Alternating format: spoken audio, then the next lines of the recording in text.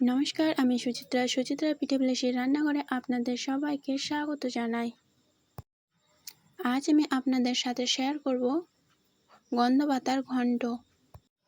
চীনাবাদাম দিয়ে গন্ধ পাতার ঘন্ট আজ আমি রান্না করেছি। গন্ধ পাতার ঘন্ট কিন্তু শরীরের পক্ষে অনেকটাই উপকারী ও মুখে রুচি আনতে অনেকটাই সাহায্য করে।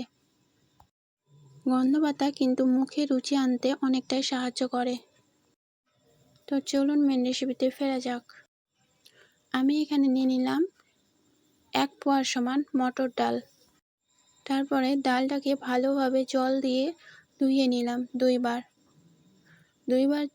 ডালটাকে ধুয়ে নেওয়ার পর আমি আবারও জল দিয়ে ভালোভাবে ঢাকা দিয়ে রেখে দেব মোটামুটি আধা ঘন্টার সমান। আপনারা চাইলে যে কোনো ডাল নিতে পারেন। তারপরে আমি চলে গেলাম গন্ধ পাতা তুলতে।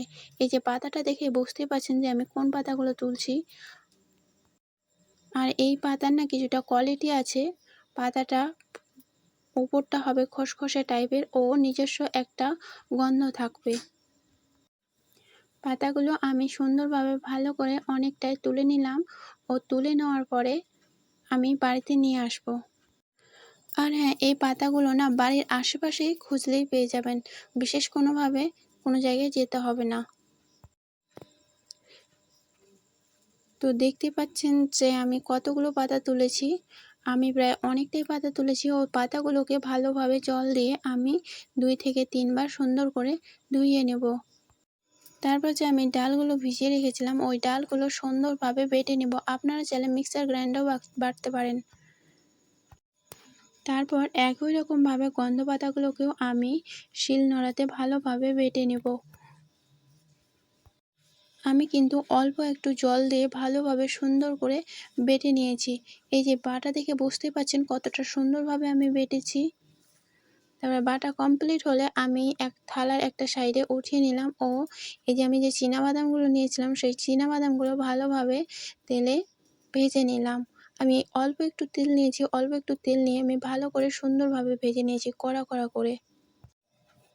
তারপরে আমার ভাজা কমপ্লিট হলে আমি আরও একটু তেল দিলাম ও তারপরে জিরা তেজপাত আমি দিয়ে ভালোভাবে সুন্দর করে ওগুলোকে ভেজে নিলাম। ভেজে নেওয়ার পরে আমি দিয়ে দিলাম অল্প একটু পেঁয়াজ। আমি এখানে কিন্তু খুব বেশি পেঁয়াজ দেবো না, মোটামুটি 2 থেকে 3টার মতন পেঁয়াজ দিয়েছি। পেঁয়াজটাকে যতক্ষণ লাল লাল হয়ে না আসে ততক্ষণ পর্যন্ত ভেজে নিতে হবে। ভাজা হয়ে গেলে যে আমি গন্ধ পাতাগুলো বেটে রেখেছিলাম ওই গন্ধ পাতাগুলো দিয়ে দেব।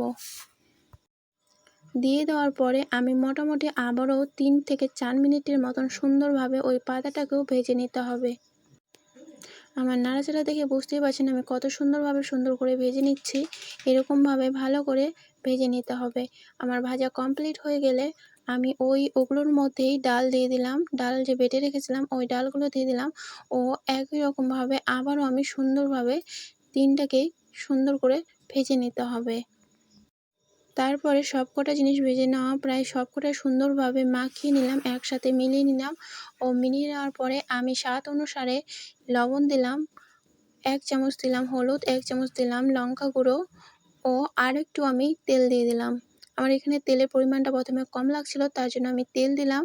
তারপর সবকটা উপকরণ দিয়ে কিছু অল্প একটু জল দিলাম ও আদা আর জিরা বাটা আমি দিয়ে দিলাম। আদা ও জিরা বাটা দেওয়ার পরে আমি ভালোভাবে সুন্দর করে এই যে দেখুন কত সুন্দরভাবে কষিয়ে নেব। প্রায় আমি এখানে 2 থেকে 3 মিনিটের মতন সুন্দর করে কষিয়ে নিতে হবে। আর এখানে কিন্তু বেশি জল দেওয়া চলবে না, তার জন্য আমি অল্প একটু জল দিয়েছিলাম ও জলটা দেওয়ার পরে আমি সুন্দরভাবে ভালো করে কষিয়ে নিচ্ছি। আর কষিয়ে নেওয়া হয়ে গেলে এই যেরকম দেখবেন পুরোটা এক জায়গায় হয়ে যাবে ও খুন্তিতে এসে লেগে যাবে।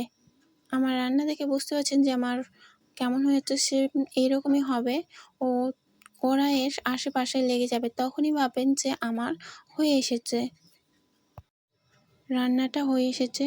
হয়ে আসলে আরও আমি 2 মিনিটের মতন ভালোভাবে নাড়াচাড়া করে নিচ্ছি যেন এখানে কোনো গন্ধ না থাকে, কাঁচা কাঁচা টাইপের একটা গ্যাস ওঠে, ওই গন্ধটা যেন না থাকে। তার জন্য আমি একটু সময় দিয়ে সুন্দরভাবে ভালো করে জিনিসটাকে কষিয়ে নিচ্ছি।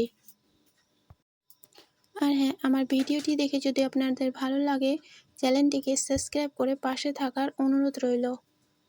আমি যে গন্ধপাতা জিনিসগুলো করেছিলাম ওইটা কষানো করা আমার হয়ে গেলে আমি এখানে কিছুটা পরিমাণে জল দিয়ে দিব। জল দেওয়ার পরে ভালোভাবে নাড়িয়ে নিতে হবে। এই যে দেখুন আমি সুন্দরভাবে নাড়িয়ে নিচ্ছি ও সব কটা জিনিস একসাথে জলে গুলিয়ে নিচ্ছি। গোলানো কমপ্লিট হলে কিছুক্ষণ পরে আমি বাকি যে আমি বাদামগুলো ভেজে রেখেছিলাম ওগুলো একটু থেতো করে নিলাম। থেতো করে নিয়ে আমি সব কটা বাদাম দিয়ে দেব।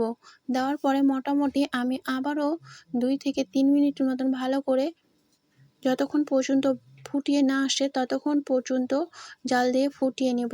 এই যে দেখুন ফুটিয়ে নেওয়ার পরে কিছুটা কম হয়ে আসলেই আমি নামিয়ে নেব। দেখতেই পাচ্ছেন কত সুন্দর হয়েছে। আবারও ওপর থেকে 2-1টা বাদাম আমি ছিটিয়ে দিলাম, যেন দেখতে সুন্দর লাগে তার জন্য আমি 2-1টা বাদাম আবারও আমি দিয়ে দিলাম। নমস্কার।